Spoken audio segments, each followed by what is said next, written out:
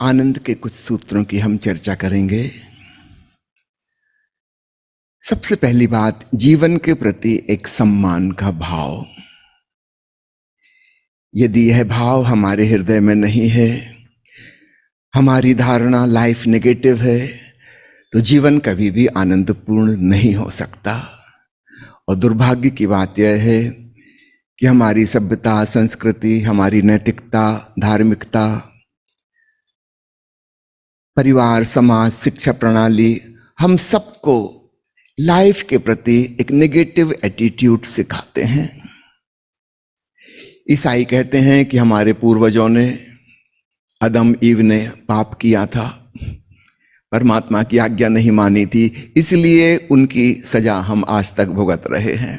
अर्थात पूरा जीवन ही एक सजा है। अब सजा में मजा कैसे हो सकता है? हमारे देश में धारणा है कि पिछले जन्मों में किए होंगे कोई दुष्कर्म, उनका फल भुगतने के लिए हम यहां आए हैं। अर्थात हम मौलिक रूप से अपराधी हैं, निंदनीय हैं, और यह जीवन जो हमें मिला है एक दंड मिला है भुगतने के लिए। इसके प्रति बहुत अनादर और वितृष्णा की भावना हमारे भीतर समा गई है। कितने लोग मेरे पास आते हैं, मैं उनसे पूछता हूं आप किस लिए गुरु की तलाश में, अध्यात्म की तलाश में हैं? वे कहते हैं हम आवागमन से मुक्त होना चाहते हैं, दोबारा ये जिंदगी ना मिले, बस बहुत हो गया। कितना नेगेटिव एटीट्यूड! क्या यह व्यक्ति परमात्मा के प्रति कभी प्रेम और आदर से भर पाएगा? कभी भी नहीं। यह तो जीवित ही होना नहीं चाहता, दोबारा जन्मना नहीं चाहता। ऐसे व्यक्ति को हम धार्मिक व्यक्ति कहते हैं, जो इस जिंदगी को बहुत गंभीरता से ले रहा है, दंड स्वरूप एक सजा के रूप में भुगत रहा है। कब ये दिन कट जाएं, कब यहां से बेड़ा पार हो, छुटकारा हो, मोक्ष पहुंच जाएं, फिर कभी दोबारा आना ना हो। ऐसी धारणा लेकर जीने वाला व्यक्ति क्या कभी प्रसन्न हो सकता है? सोचो जरा। किस्मत की धारणा, भाग्य की धारणा, ग्रह नक्षत्रों की धारणा, वे सब बताती हैं कि हम दुख में क्यों हैं।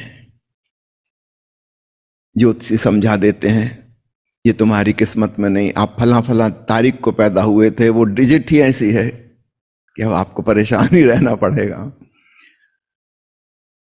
सुख की कोई आशा ही नहीं बचती। तो जीवन के प्रति एक बहुत नेगेटिव एटीट्यूड है, और विशेषकर धार्मिक लोगों ने इस नकारात्मकता को परिपुष्ट किया है। और इसलिए धार्मिक लोग साधारण संसारी से भी ज्यादा उदास और दुखी मिलते हैं।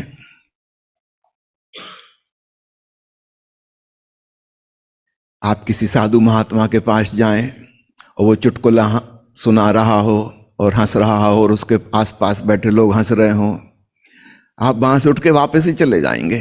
गए थे कि जाके उसके चरणों में अपना सिर रख देंगे, कहोगे ये आदमी तो सही नहीं है,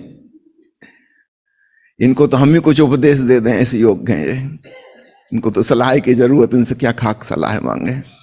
हंस रहे हैं। हंसते हुए आदमी की एक अच्छी छवि हमारे मन में नहीं है, तो फिर हम स्वयं कैसे आनंदित होंगे? आप कल्पना कीजिए, आप एक सड़क के किनारे खड़े हैं और वहां से गुजरते हुए लोगों को देख रहे हैं। कोई चला जा रहा है चिंताग्रस्त, कोई चला जा रहा है माथे पे बहुत सलवटें हैं उसके, परेशान, कोई भविष्य की योजना से परेशान, कोई अतीत के बोझ को ढो रहा है, ऐसा लग रहा है भारी बोझ ढो रहा है जिंदगी में। अधिकांश लोगों के चेहरे ऐसे ही नजर आएंगे, व्यथित, व्याकुल, पीड़ित।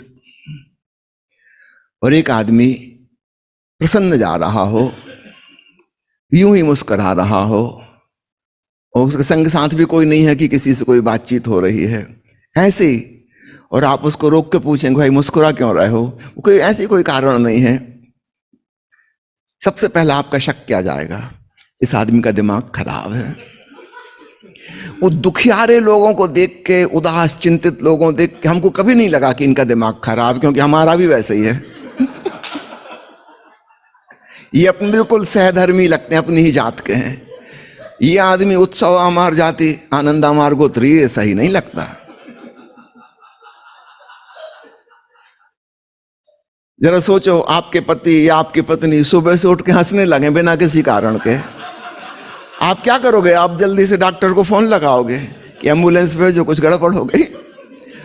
सुबह से तो रोज लड़ाई झगड़ा होता था, शिकायतें होती थी, ये हंस रही है, नया दिमाग, खिसक गई। एक सज्जन से हमने पूछा कि आपका लड़का कैसे खिसक गया, काफी पागल था उनका लड़का। बोले कि वो जनरल कंपार्टमेंट में यात्रा करता था, उसको खूब ट्रेन में यात्रा करने का शौक था। उसमें हम कहा इसका यात्रा करने से क्या संबंध है? आलोक स्वामी हंस रहे हैं, वो ट्रेन में काम करते थे। हो सकता है इन पे भी कुछ प्रभाव पड़ा हो। वो सज्जन कहने लगे कि जनरल कंपार्टमेंट में खूब भीड़ रहती है, तो जहां भी बैठता लोग कहते थोड़ा खिसको, थोड़ा खिसको। खिसकते खिसकते वो खिसक गया, पूरा खिसक गया। थोड़ा थोड़ा करते पूरा हो जाता है। एक प्रसन्न आदमी हमें आदरणीय नहीं लगता, गंभीर, हमसे भी ज्यादा गंभीर हो तब हमको लगता है ये है सम्मान करने योग्य व्यक्ति।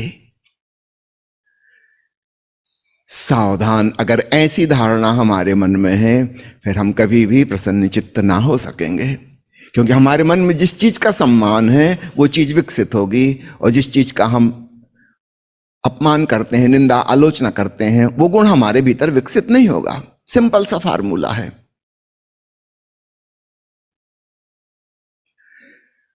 तो जीवन का सम्मान, एक life affirmative attitude, reverence for the whole life, उसमें हमारा अपना होना भी शामिल है।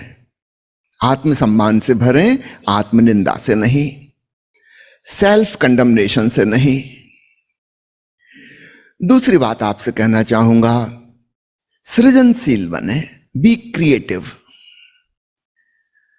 डिस्ट्रक्टिव टेंडेंसी में बड़ा आकर्षण हमें लगता है, उसमें हमारे अहंकार को रस आता है, लड़ना है, संघर्ष करना है, जीतना है, ये करना है, वो करना है। हम और गंभीर से और गंभीर होते चले जाते हैं। किसी को पीछे पछाड़ना है, उसको नीचा दिखाना है, उसके आगे निकल जाना है। नहीं, सृजनशील बनो, बी क्रिएटिव। तुम क्या कर सकते हो श्रेष्ठ, सुंदर, वह करो। और हर व्यक्ति अलग अलग प्रकार का व्यक्ति है, हमारे भीतर की हिडन टैलेंट अलग है, हमें खुद ही तलाशना होगा हमसे क्या हो सकता है कुछ बेहतर। दूसरे को पीछे करने का सवाल नहीं है, किसी से कोई प्रतियोगिता नहीं है। हम क्या अच्छा कर सकते हैं अपने लिए भी जो आनंददायी हो। और दूसरों का तो हम पक्का नहीं कह सकते कि उन्हें आनंद मिलेगा कि नहीं मिलेगा, वो तो उन्हीं पर निर्भर है। कुछ लोग तो कसम खाए बैठे हैं, हमको खुश करके दिखाओ तब जाने। भगवान भी आ जाए तो उनको खुश नहीं कर सकता। तो मैं नहीं कहता दूसरों के लिए हम क्या कर पाएंगे, पर कम से कम खुद के लिए तो कर लें। तो सृजनशीलता, क्रिएटिविटी से मेरा तात्पर्य है कुछ ऐसा करें जिसमें आपको रस आता है। हो सकता है आपकी क्रिएटिविटी का बाजार में कोई मूल्य ना हो, तो यूटिलिटेरियन दृष्टि से ना देखें कि दूसरों की नजरों में उसकी क्या कीमत है। वो काम तो आप कर रहे हैं जिससे कुछ कीमत मिलती है। आप नौकरी कर रहे हैं, दुकान चला रहे हैं, कुछ काम आप कर ही रहे हैं आजीविका उपार्जन के लिए। कुछ घंटा 2 घंटा ऐसे काम में लगाओ जिसमें आपको मजा आता है। इससे कुछ धन प्राप्ति का सवाल नहीं है, आपको रस आता है। और याद रखना, क्योंकि हम सब अलग अलग प्रकार के लोग हैं, हमारे व्यक्तित्व भिन्न भिन्न हैं, हमारी टैलेंट्स अलग अलग हैं, हमें खुद ही तलाशना होगा वह कौन सी बात है जो मुझे प्रसन्नता देती है। इसमें हम दूसरे की नकल नहीं कर सकते, क्योंकि दूसरा व्यक्ति भिन्न है।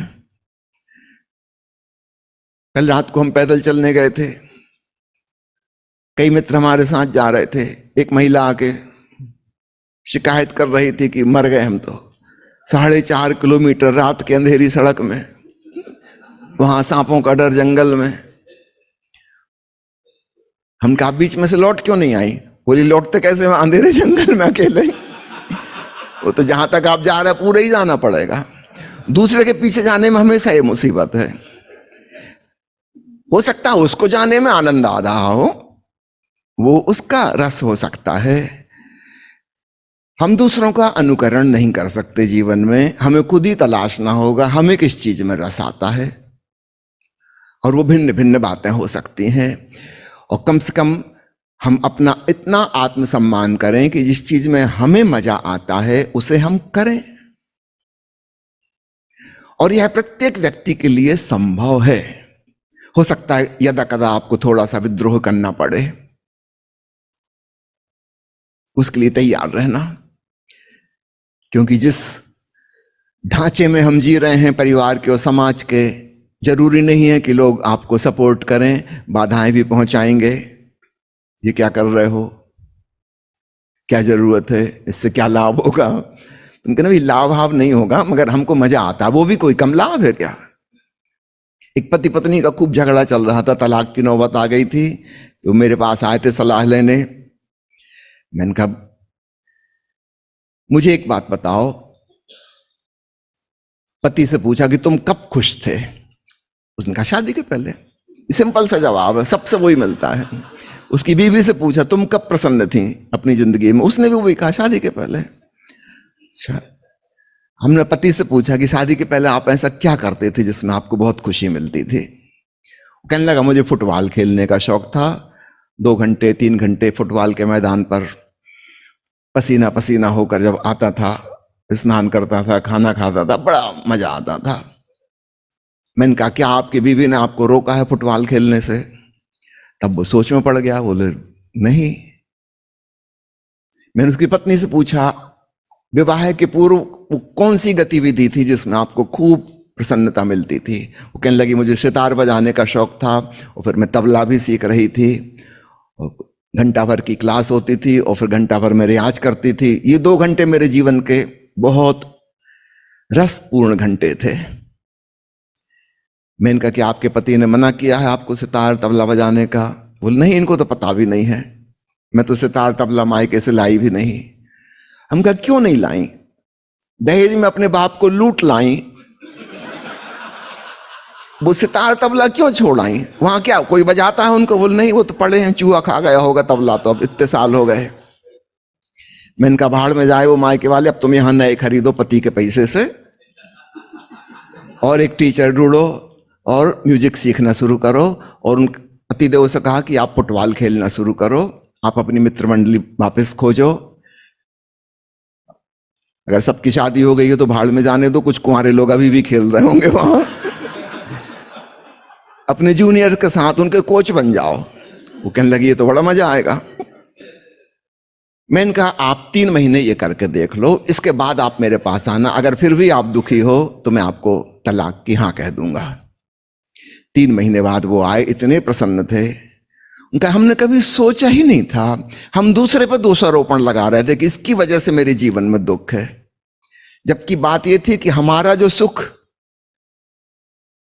सृजनशीलता में, अपने आनंदपूर्ण कृत्य में था, उसको हमने खुद ही छोड़ दिया था। और दूसरा तो उसमें बाधा नहीं बन रहा था। अगर दूसरे को पता चल जाए कि आपको सितार बजाने में रस है, यथासंभव दूसरा व्यक्ति कोशिश करेगा कि आप अपना रस लो। यही तो प्रेम का लक्षण है कि हम दूसरे के सुख में सुखी हों।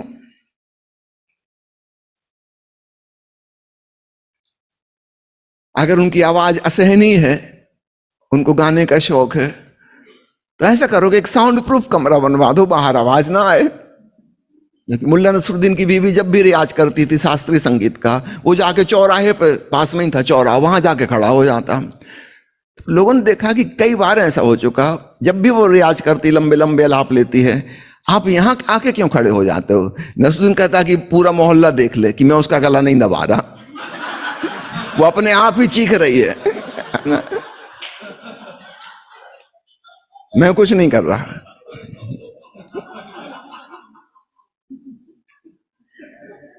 नसरुद्दीन का छोटा बच्चा चीख चीख कर रो रहा था।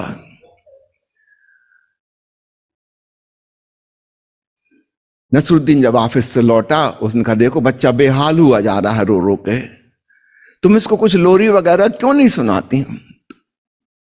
उसने कहा मैंने कोशिश की थी सुनाने की, फिर पड़ोसी लोग आ गए, वो कहने लगे कि भाभी जी बच्चे को रोने दीजिए।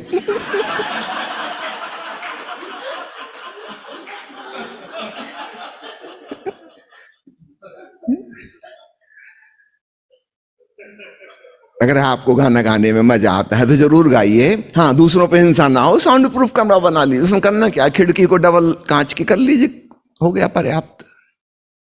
लेकिन आपको जिस चीज में रस आता है वो आपको ही खोजना होगा, दूसरे को नहीं पता। इस संदर्भ में एक और महत्वपूर्ण बात कहना चाहता हूं। जब जब दुनिया में परमानंदित लोग हुए हैं, संत और बुद्ध पुरुष हुए हैं, उनको देखकर उनके पीछे चलने वाले अनुयायियों की भीड़ जमा हो जाती है और वहां से एक मुसीबत खड़ी हो जाती है।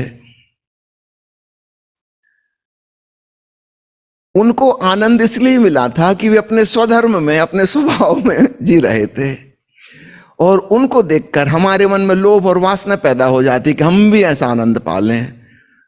तो ये क्या करते हैं, हम भी वैसा करें, हम नकल में पड़ गए, वो कोई भी आनंद नहीं मिलेगा। हम और परेशान हो जाएंगे कि हमको आनंद क्यों नहीं मिलता, हमको आनंद क्यों नहीं मिलता। वो अपनी सहजता में जी रहे थे, उन्होंने कोई विशेष प्रयास नहीं किया था, उन्होंने किसी की नकल नहीं की थी, ये उनकी अपनी मौलिकता थी, वो अपना मजा ले रहे थे। उनको देख के हमारे भीतर लालच पैदा हो गया।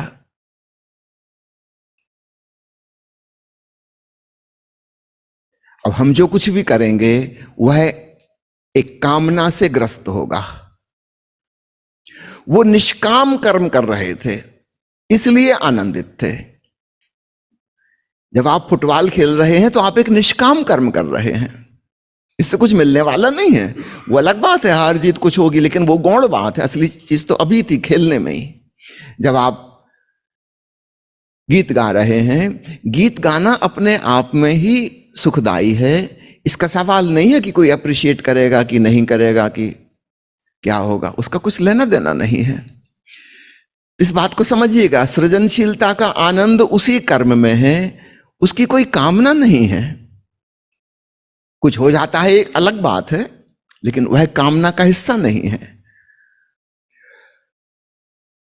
जब हम देखते हैं कि बुद्ध चुपचाप बैठे अपनी सांस देख रहे हैं और कितने प्रसन्न हैं, आहा, तो फिर हम भी सांस देखें। अब हम फंसे मुसीबत में, हम सांस इसलिए देख रहे हैं ताकि आनंद मिल जाए, और बुद्ध को आनंद मिल गया था, उनके पास कुछ करने को नहीं था, फुर्सत में बैठे थे, सांस चल रही थी तो सांस का पता चल रहा था, कुछ कर थोड़ी रहे थे। अब हमारा ध्यान करना भी फुर्सत का क्षण नहीं होगा, उसमें अभी हम परेशान हैं कि अरे आधा घंटा हो गया सांस देखते देखते, अभी तक कोई आत्मा परमात्मा के दर्शन नहीं हुए। लगता है गलत विधि पकड़ ली, किसी और गुरु के पास जाएं, कोई दूसरी विधि करनी होगी।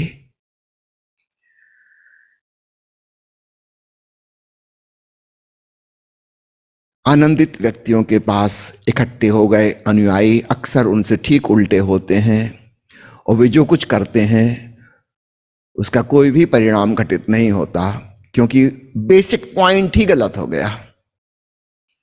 वह आनंदित व्यक्ति अपने सहज स्वभाव में जी रहा था, और उसको देखकर हम और असहज हो गए। हम वैसे पहले से ही असहज थे, उसको देख कर और हमने नई नई चीजें सीख ली। इसलिए बुद्ध पुरुषों के पीछे एक कहना चाहिए, उनका होना तो बड़ा प्रकाशमय है, लेकिन उनके पीछे सैकड़ों साल, हजारों साल एक अंधकारपूर्ण छाया चलती है। सावधान, ऐसी भूल चूक ना हो। तो आनंद का सूत्र है जीवन का सम्मान, उसमें स्वयं का होना भी शामिल है। आत्मनिंदा, आत्म आलोचना छोड़ दें, अब कबीर साहब का दोहा मत दोहराना, उसको पलट लेना। भला जो देखन में गया, मुझसे भला न कोई। क्यों अपने आप को आप बुरा समझ रहे हो? सब अच्छे हैं, आप भी अच्छे हो।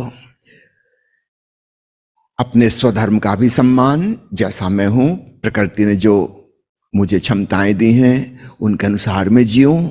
और हमेशा बी क्रिएटिव, पॉजिटिव कुछ करने पे नजर हो।